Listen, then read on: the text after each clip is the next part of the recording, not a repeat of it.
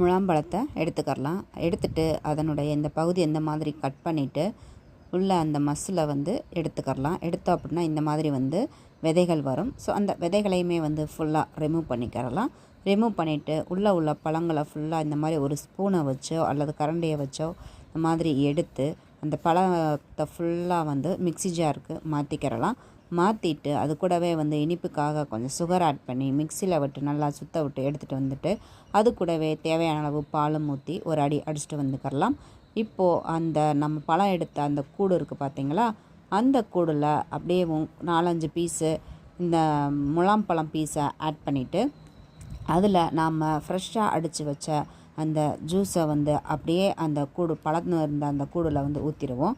ஊற்றினோம்னா பார்த்தீங்களா, பார்க்கும் பொழுதே எப்படி இருக்குது அப்படின்னு சொல்லிட்டு இப்போ அதுலேயே அப்படியே ஒரு 2 கரண்டி அளவுக்கு ஐஸ்கிரீமை வச்சு அது மேலே கொஞ்சமாக நட்ஸுகளை தூவி விட்டுட்டு அப்படியே